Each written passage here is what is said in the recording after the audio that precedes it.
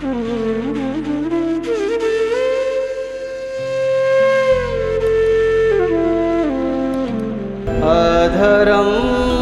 मधुरं वदनं मधुरं नयनं मधुरं हसितं मधुरं हृदयं मधुरं गमनं मधुरं मधुराधिपते रखिलं मधुरं मधुराधिपते रखिलं मधुरम्। बोलिए श्री मधुराति मधुर भगवान श्री कृष्णचंद्र की जय। परम मंगलमय परात्पर सच्चिदानंद स्वरूप सर्वांतर्यामी सर्वव्यापक सर्वहृदयस्थ सर्वदेहस्थ सर्वाधार सर्वज्ञ सर्वेश्वर सर्वशक्तिमान सर्वगुण संपन्न अखिल ब्रह्मांड नायक श्री राधा मुखाब्ज मार्तंड मकराकृत कुंडल विभूषित वंशी विभूषित पीतांबरधारी नंदनंदन भगवान श्री कृष्ण की वांग्मय प्रतिमूर्ति श्रीमद् भागवत को कोटि कोटि वंदन अभिनंदन। परम दयालु रसराज रसराज श्री वृंदावन वाके बिहारी श्री राधा वल्लभ लाल के विशेषानुग्रह से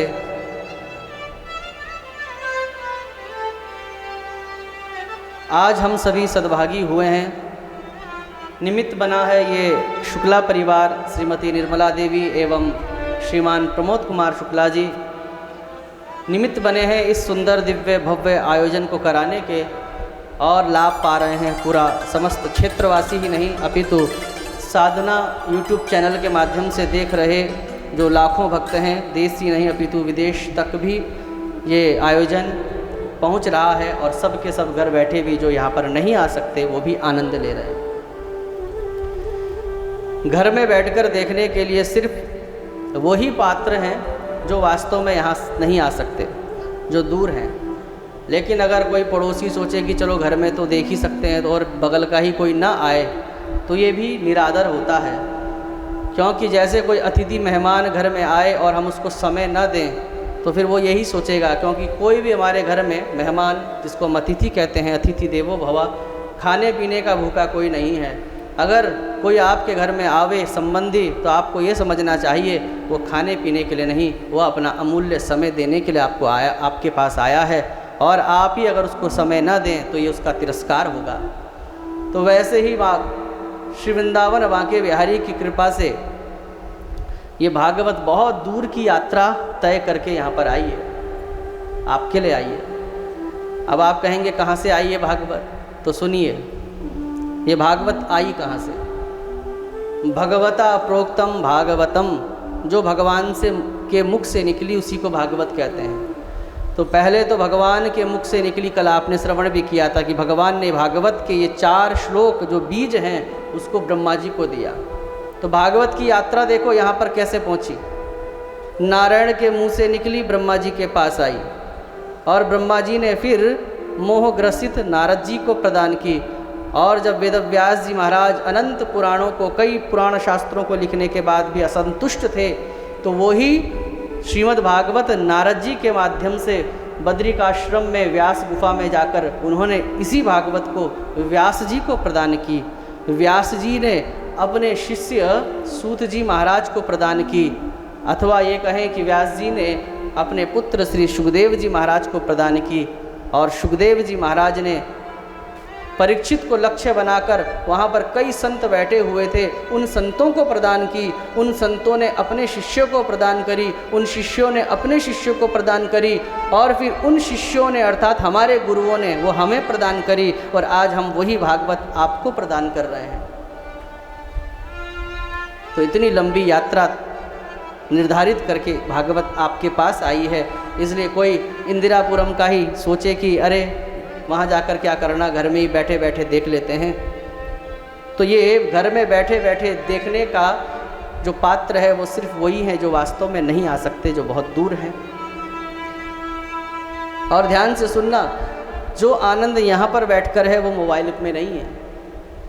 जैसे कि अगर आपको टीवी में आप देख रहे हैं आरती चल रही है, बड़ी सुंदर गंगा मैया की आरती चल रही है, तो आप टीवी में बैठकर आरती देख तो सकते हैं, लेकिन आप सोचे गंगा जी के जल को थोड़ा सा स्पर्श कर लें या अपने ऊपर छिड़क लें, तो नहीं कर सकते।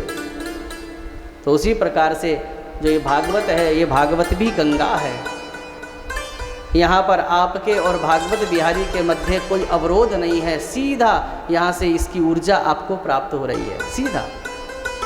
चैनल में देखने वाले श्रोताओं को तो सिर्फ शब्द प्राप्त हो रहे हैं, सुंदर सुंदर शब्द कथा श्रवण कर रहे हैं, लेकिन आपको साथ साथ यहाँ से भागवत की ऊर्जा भी प्राप्त हो रही है। यहाँ का जो सात्विक वातावरण है उसका भी आपको लाभ प्राप्त हो रहा है। प्रेम से कहिए श्री राधे। तो पुनः इस शुक्ला परिवार को मैं बहुत बहुत धन्यवाद ज्ञापित करता हूँ। और किसी भी आयोजन का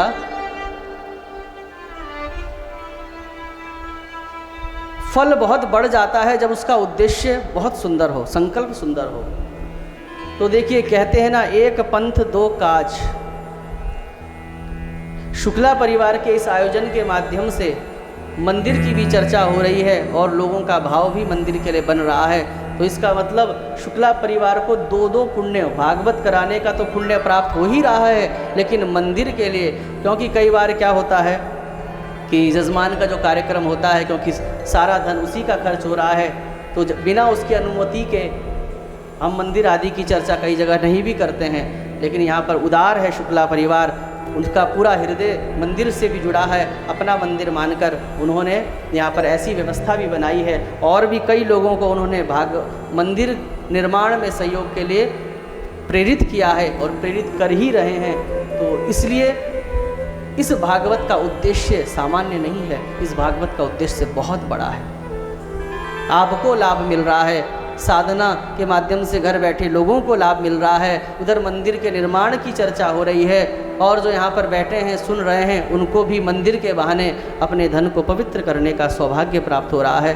तो बहुत ही शुभ संकल्प के साथ ये कार्यक्रम कराया जा रहा है, इसमें कोई भी संदेह नहीं है। प्रेम से कहिए श्री राधे। कल के प्रसंग में आपने कथा से पूर्व क्या श्रवण किया था माताओं? किसका चरित्र श्रवण किया था? भगवान शंकर का। मनु महाराज से 3 कन्याएं हुई। कौन?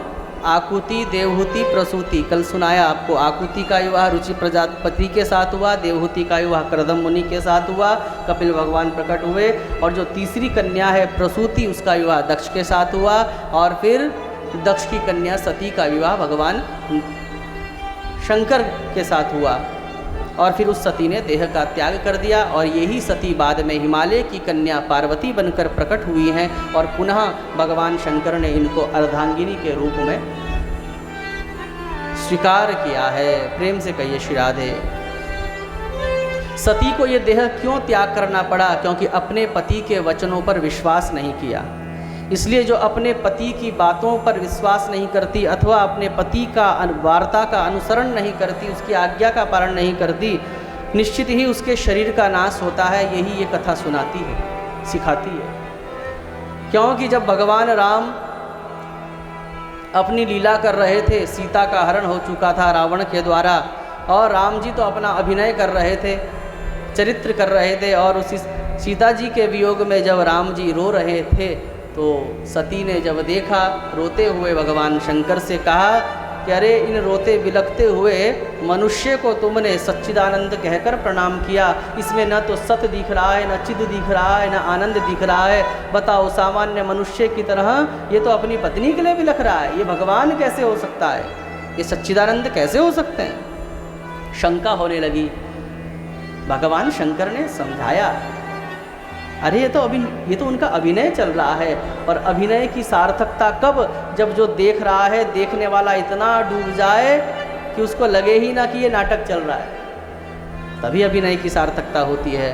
तो उस अभिनय के प्रति शंका हुई, शंका का निवारण भगवान शंकर ने किया, लेकिन उसके बाद भी बात समझ नहीं आई, विश्वास नहीं हुआ, और सीता का वेश बनाकर परीक्षा लेने के लिए गई है।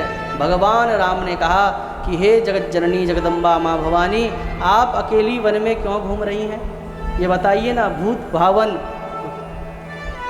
भगवान शंकर कहाँ हैं?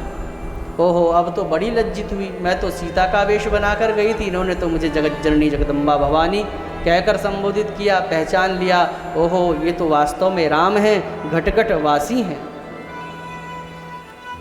कस्तूरी कुंडली बसे मृग ढूंढे वन माही, ऐसे घटघट राम हैं दुनिया जानत नाही। बड़ी लज्जित हुई है। और भोले बाबा ने जब दिव्य दृष्टि से देखा, ओहो, इसने तो मेरी माँ सीता का वेश बनाया, जिस पत्नी ने मेरी माँ का वेश बनाया हो, तो अब मैं इसको अपनी अर्धांगिनी कैसे बना सकता हूँ, क्योंकि माँ का स्वरूप धारण किया है, ये तो अधर्म होगा। इसलिए त्याग दिया है सती को संकल्प मात्र से। अब जब त्याग दिया है तो इसलिए भूमिका बनी, और वो ही सती फिर लीला के माध्यम से अपने शरीर का त्याग कर देती है। एक बात और बताऊं, भागवत के अनुसार तो सती का जो शरीर था वो जलकर भस्म हो गया, लेकिन विष्णु पुराण के अनुसार सती का वो शरीर जो था वो मूर्छित मृत हो गया, शरीर वहीं पड़ा रहा। भगवान शंकर गए हैं, भगवान शंकर की जो शिवा हैं, प्रिया हैं, जब उस दशा में देखा, क्योंकि भगवान शंकर एक ऐसे देवता हैं, अर्धनारीश्वर हैं। पुरुष और स्त्री का संबंध क्या होता है, इससे सुंदर चित्रण क्या होगा। भगवान शंकर समाज को संदेश देते हैं, पत्नी तुम्हारी अर्धांगिनी है, आधा अंग तुम्हारा पत्नी है। कितना सम्मान दिया। तो भगवान शंकर ने जब अपने मानो अर्ध अंग को ही इस प्रकार से मृत देखा, बड़े रुदन करने लगे और उठाया है वो शव अपने कंधे पर। आप हरिद्वार कनखल दक्ष प्रजापति जब जाएंगे तो आप देखेंगे कि वहीं पर बाहर ही भगवान शंकर की एक प्रतिमा बनाई हुई है, जिसमें भगवान शंकर सती का शव अपने कंधे पर लेकर विचरण कर रहे हैं। बहुत समय तक विचरण करते रहे, भटकते रहे। तब भगवान विष्णु ने सोचा कि शंकर जैसा वैरागी अपनी पत्नी को इस प्रकार से कंधे में लेकर घूमे, समाज में गलत संदेश जाएगा। भगवान विष्णु ने निकाला है अपना चक्र और उस सती के शरीर के 52 टुकड़े कर दिए हैं। कितने कर दिए? कई लोग 51 कहते हैं। 51 इसलिए कह देते हैं क्योंकि 51, 21, 31 ये हम सब सनातनियों के मुंह में चढ़े रहते हैं, इसलिए 51 कह देते हैं। लेकिन 51 टुकड़े नहीं हुए हैं, 52 टुकड़े हुए हैं। कितने? 52। और जहाँ जहाँ पर उस सती के अंग गिरे वहीं वहीं पर शक्तिपीठ की स्थापना हो गई। लीलाएं तो हमारे कल्याण के लिए होती हैं, अन्यथा जगत जननी जगदम्बा देह त्याग कैसे कर सकती हैं? ये तो एक लीलार्थ है, ताकि उस सती का, उस शक्ति का प्रसाद भारतवर्ष के कोने कोने तक वितरण हो जाए। इसीलिए जगत जननी की ये लीला हुई है। वो एक सती 52 भागों में जब विभक्त हुई तो वो सबके लिए सुलभ हो गई, पूरब से लेकर पश्चिम तक, उत्तर से लेकर दक्षिण तक। हाँ, पूरब में भी शक्तिपीठ है, पश्चिम में भी, उत्तर में भी, दक्षिण में भी। संभवतः 1 या 2 शक्तिपीठ तो हमारे अब पाकिस्तान में भी पड़ते हैं, ऐसा मैंने सुना था। तो जहाँ पर माता के बाल गिरे हैं वहाँ पर कात्यायनी देवी का मंदिर बना, शक्तिपीठ बना। जहाँ पर माता की आंखें गिरी हैं तो वो क्या बनी? नैना देवी, जो हिमाचल में है, नैना देवी। और ऐसा भी कहा जाता है कि एक नेत्र वहाँ गिरा और दूसरा नेत्र नैनीताल में गिरा। नैनी झील के बगल में ही एक नैना देवी का मंदिर है। तो ऐसा भी कहा जाता है, किंवदंती है कि एक नेत्र वहाँ गिरा। इसलिए नैनीताल की झील को अगर आप ऊपर की पहाड़ी से देखोगे तो मैंने खुद देखा, तो वो झील की जो आकृति है वो नैन की तरह है, आँखों की तरह है। तो नैना देवी की स्थापना हुई। और जहाँ पर जिह्वा गिरी है, ज्वाला देवी की स्थापना हुई, वो भी आपका हिमाचल में है, वहाँ भी दर्शन किया तो अद्भुत। कई स्थान हमारे भारतवर्ष में ऐसे हैं जहाँ पर विज्ञान भी फेल हो जाता है, विज्ञान के भी कुछ समझ नहीं आता ये क्या है। तो वहाँ पर किस प्रकार से पहाड़ियों से कैसे अग्नि निकल रही है, कोई उसको ब्लॉक करने की भी कोशिश करे और तुरंत फिर उस चीज़ को फाड़ कर पुनः अग्नि निकलने लगती है, तो विज्ञान से परे है।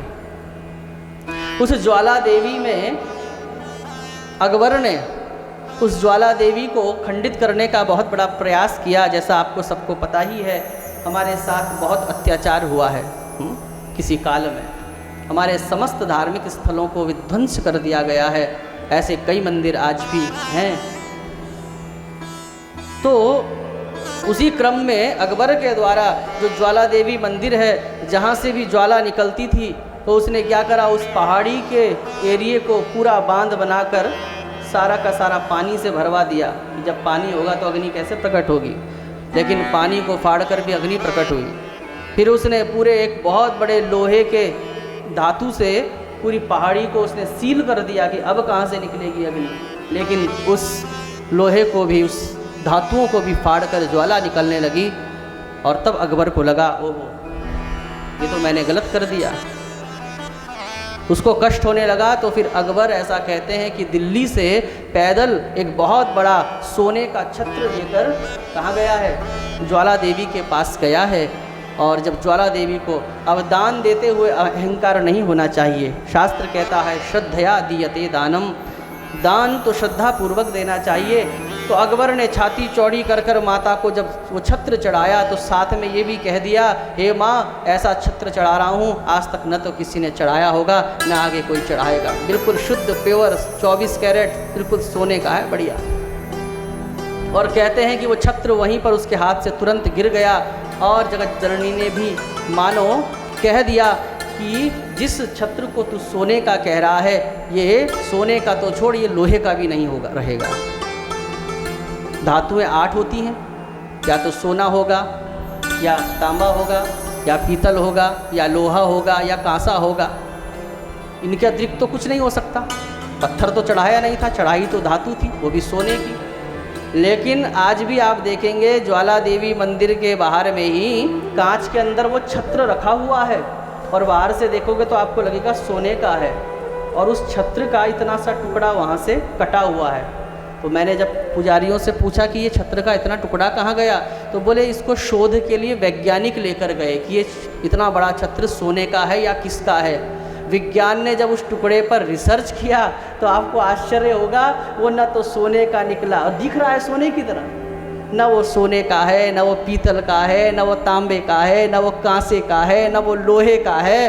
तो कहने का तात्पर्य, जहाँ पर हमारी बुद्धि समाप्त होती है वहाँ से अध्यात्म की यात्रा प्रारंभ होती है। ब्रह्म अतर्क बुद्धि मनवानी, ये परमात्मा कभी अनुसंधान रिसर्च से प्राप्त नहीं हो सकता, ये परमात्मा समर्पण से प्राप्त होता है। अगर रिसर्च से प्राप्त होता तो आज वैज्ञानिकों को मृत्यु का रहस्य समझ आ जाता, लेकिन नहीं। परम स्वतंत्र गतिरीश्वरः, स्वतंत्र गतिरीश्वरः, वो परमात्मा स्वतंत्र है, उस पर परम स्वतंत्र न सिर पर कोई। उस परमात्मा को हम कैसे जान सकते हैं? और परमात्मा को हम बुद्धि के बल पर माताओं इसलिए भी नहीं जान सकते क्योंकि अगर हमने बुद्धि के बल पर परमात्मा को जान लिया, बुद्धि मतलब अनुसंधान, रिसर्च, इसके बल पर अगर हमने जान लिया बुद्धि के बल पर, तो फिर हमारी बुद्धि बड़ी हो जाएगी और परमात्मा छोटा हो जाएगा। तो इसलिए हम सामान्य उसी के द्वारा प्रदत्त बुद्धि से हम कब तक नहीं जान सकते जब तक वो न चाहे। तो अनुसंधान या ये भागवत कथाएं आदि आदि ये आपको परमात्मा को का स्वरूप तो बता सकती हैं, लेकिन दिखा नहीं सकती, दिखाता है उसका समर्पण। ये वेद ग्रंथ पोथी ये तो सिर्फ मार्ग बताते हैं, वो ऐसा है, वो ऐसा है, वो ऐसा है, लेकिन वो वास्तव में कैसा है वो तो तभी समझ आ सकता है जब परमात्मा कृपा करें। ये वेद शास्त्र तो बिल्कुल उसी प्रकार हैं जैसे कि